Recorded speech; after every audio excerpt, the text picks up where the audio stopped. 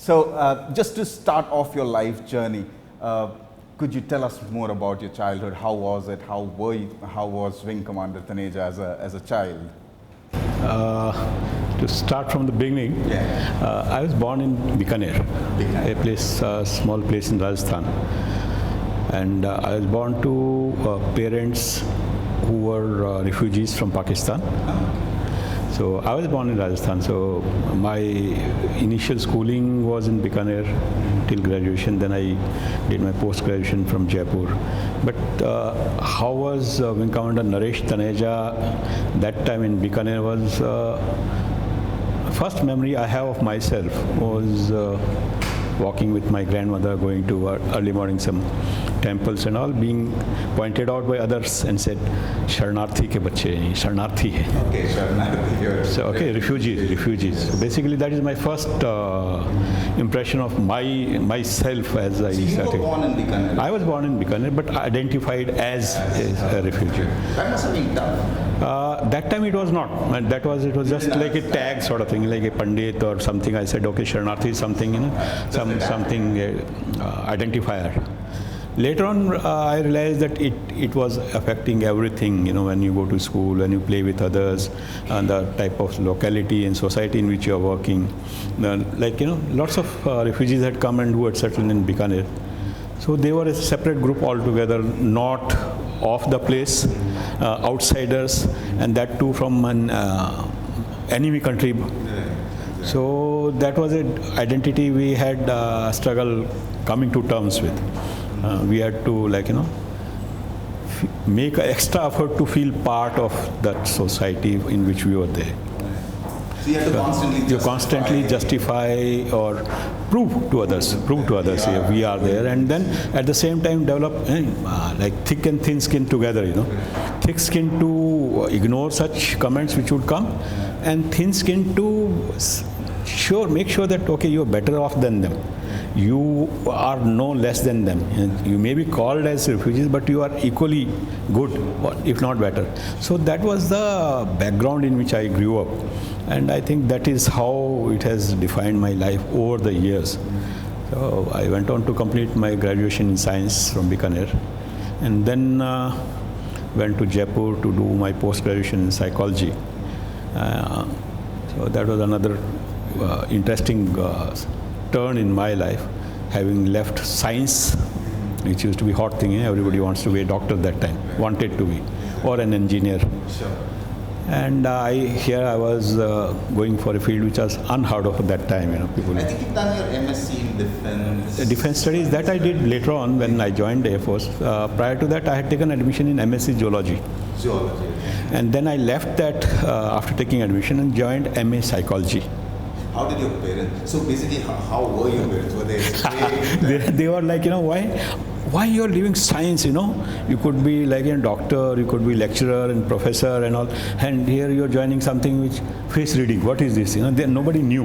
Yeah. And my interest was spiked by a visit to Rajasthan University, which had the first parapsychology department in the country, in the university. So that was one area which I was interested in the sense because mystery and newness and inquisitiveness to see what happens, why it happens. And that led me to land in psychology. Saying parapsychology is much about abnormal stuff. So you graduated in zoology? Graduated in zoology, then I went to do a master's in psychology.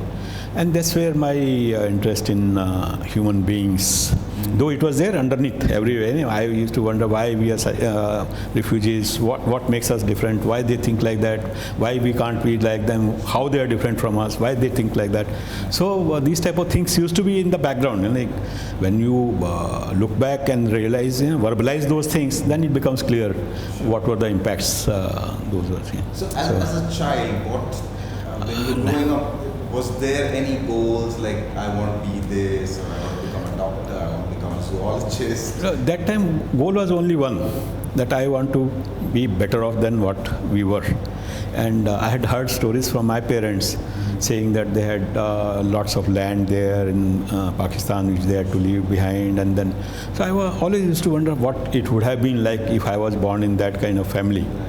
So that desire to do better every day better than what you were, that kept propelling. So in that desire, many things came. First came, okay, I'll become a doctor, and then I'll become this, and then I landed up in psychology. Then I said, okay, I'll become doctor of psychology. And in my PhD work when I was doing in Dehradun, so there I came across Air Force Selection Board, and I applied, I was called, and then I was selected. So that's how I landed in the Air Force, which, looking back, again ties up with my old childhood memories and taunts, and that why we are different and who is this enemy who's put us in this situation. I need to get even with him. So maybe that was unconscious desire of joining armed forces. It must have been definitely tough for your parents having given away everything. Yeah, it was tough. Pakistan. Like, of course, I've only heard from my parents, from a gentry, landed gentry, to a working class, lower middle class person, depending on the government for everything, aid, house, job. My father tells me that he joined the job when he was still barely 18 years, 17 years, 18 years, as a clerk in railways for 18 rupees a month salary. So from there he started. It was tough. We knew there were times when we had meals only once, or there were times when there was no milk or sugar. Yes, sugar was luxury that time for us. So we have seen tough times. But it was all like, every tough thing, we took it as child, you get used to it. But internally it keeps making you stronger, that okay, I have to do. But there are two ways of how, especially at that age, you react to it. Either you become strong, like you said, or you just go into a shell. But I was, like, as a child, I was quite mischievous and inquisitive kind of thing. That nature was there to find out what is happening, what is something new. So that kept me going. And every time in the schools also, I would take part in dramatics and singing and NCC and scouting and weightlifting and whatever, reading and chess playing and badminton, whatever, new thing was there, I used to be waiting to get into. So that was my childhood.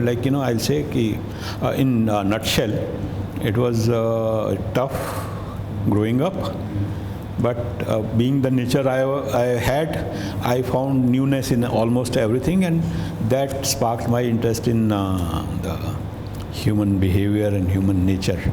So Air Force, joining the Air Force was not your first choice, as in was not your passion? No. I won't say it, but having come to that stage where I was called, by then I had already started preparing for IAS and various exams, and those days options used to be limited.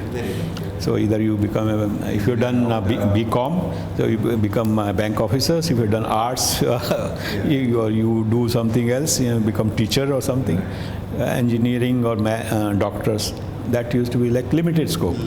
So I remember having applied in, say, ISRO and Macmillan for salesman's job, and State Bank of India as probationary officer, and IAS. I prepared, cleared my prelims, and railways there also had cleared, and Air Force also had cleared. So at that time I had three options. My father wanted me to go to railways because it was gazetted class 1 post, and he always thought his son will do him proud. And my thing was that, okay, Air Force and Air Force is much better option for me. And it was also equally glamorous, equally, and maybe filled some unspoken need at that time. So maybe that was, security was a need. Now when you look back, so double security in the sense that you are in armed forces, which as it is secure and gives you more security when you are in that position to take some kind of revenge. So that's how my childhood was, I would say. So, so I'm sure Air Force would have taught you a lot. What were some of the, 21 years, right? Yeah, 21 years. I joined in 1976, 1 year after training. In 77 onwards, I was still 1998, I was in the Air Force. And started my training in Hyderabad, and then Bangalore, Srinagar, Guwahati, all over the country. And lastly, I left from the same place where I was selected from, Dehradun. I was head of psychological testing wing there. So these 21 years, like whirlwind. In 21 years, I had 11 postings and I attended 16 courses. And I got to learn a lot. If I was to crystallize 2-3 things, lessons of armed forces are like a unique life in life. So it prepares you for any eventuality. So firstly, you develop confidence in your own self.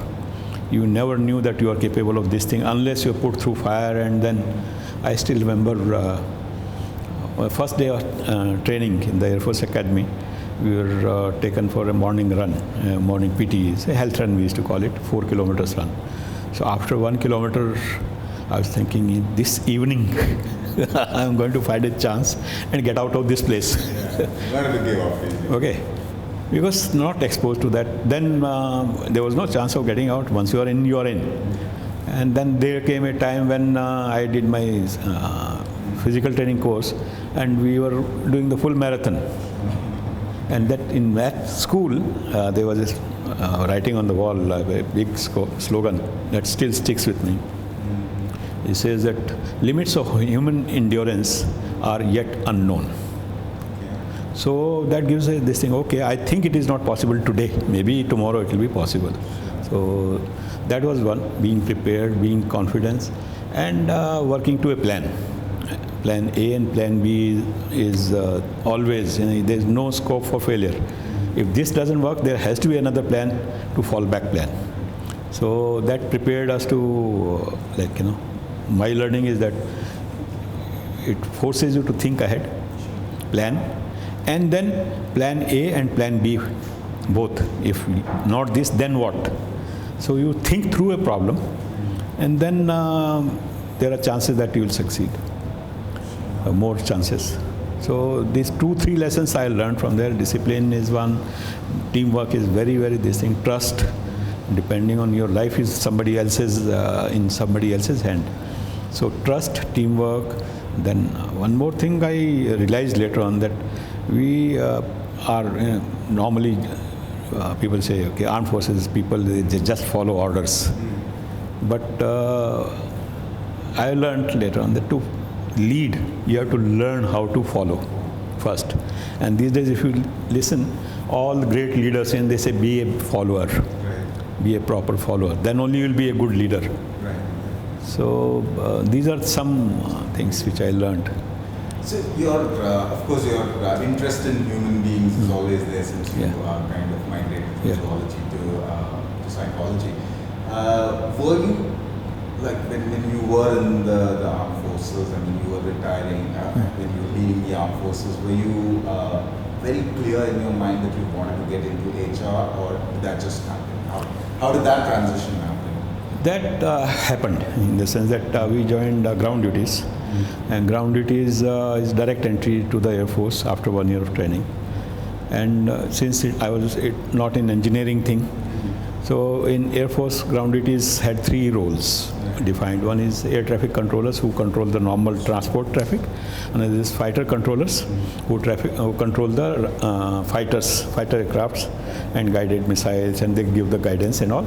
And third is the pure admin. So pure admin was the job which was assigned to me, because firstly I was a speccy. So generally speccies are not permitted. For fighter controllers, they are not eligible. For air traffic controllers, yes. But then I think they found my voice too husky to to be of any clarity in the RT channels. So I was assigned pure admin. Pure admin those days in the Air Force was amalgamation of administration and personal administration. So my first job itself was a training wing adjutant, what you would call now training officer or training officer. So right from beginning only, HR was the main force, training, appraisals, postings, transfers. These were the major areas, and other areas like in security, intelligence, policing, these came bundled with this. So I would say it was right from beginning it was HR only, though it was not called HR. Those days nobody used to call HR. Personal admin was reserved for those civilian companies. So I was right from beginning there only. So then you transited into the corporate world after 21 years in defense. How was that transition? Was it easy? There's always this whole concept amongst civilians, so to speak, that the defense guys kind of don't look at us as equals. They always refer to us as civilians. So I'll be very brutal sometimes. People they say that bloody civilians. Exactly. Yeah. Okay. So that used to be called. But see, that happens when you are in a milieu which is governed by sets of rules, regulations. Everything is laid down. Everybody is supposed to be doing their job, and then you find somebody who is not following that. He's like in a misfit there. Sure.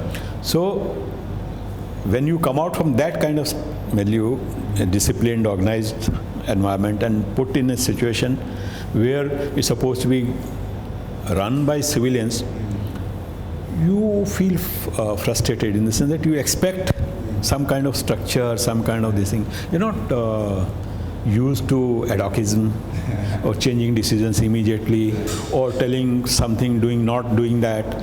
So this is what frustrates most of the people. And what happens is most of the people come with that baggage that I have 21 years of experience with me. What these civilians, that is, and I don't mean disrespect. Myself now I'm a bloodier civilian now. So this is just a way of expressing. So that is what aches. And secondly, you feel that I have achieved some status. It is not easy getting into armed forces and being an officer and then coming out and then being treated as a only security manager. Most of the people in civil assume automatically that if an armed forces guy is there, he can be security manager. So this is where it gets. But for me, it was not so difficult because I had that thing, what is new thing here. So I joined here as day one trainee. I don't know anything about this. I need to know. The first first company was VVF Limited. So there I joined. So I treated myself as a trainee. Day one, I don't know anything. These people know much more than what I learned from them. So with that kind of setup, but still it must have been a little tough, it hurt me. It used to irritate me. That I'll give you an example. Sure. When we go for an operation, say it is just for a surgical strike or whatever, you plan for something, do finish it and come back. So one month, 2 months, 3 months, 4 months, a limited period. When you're setting a factory, you have obviously assessed the demand, future, this thing, you have put plant assembly, ordering, operationalizing, takes time, years together. So you assume that these people would have kind of policies laid down, some things, some structure, and you land and you find, oh, the factory is there, but the process is not there. How can you run? So it used to be like, how can, I used to come up to these two words and then stop. And so, okay, I stop saying how can. It is. So basically you have to unlearn. Unlearn, yeah. Okay, this is the way it is. So how I can help now? So I started with processes and then I didn't stick around longer there for two years because work was everywhere I touched. It became my area. Like legal officer was not there, so it became my area, and compliance has become my area. Security became my area. Personal, and they thought he is capable of doing everything. I would have done, but I needed people to support me, which was not coming. And then I shifted to IT sector. We have Gulf Computer Systems to be the company, which was later bought on by HCL Technologies. So I was there with them for 4 years. That was totally different thing.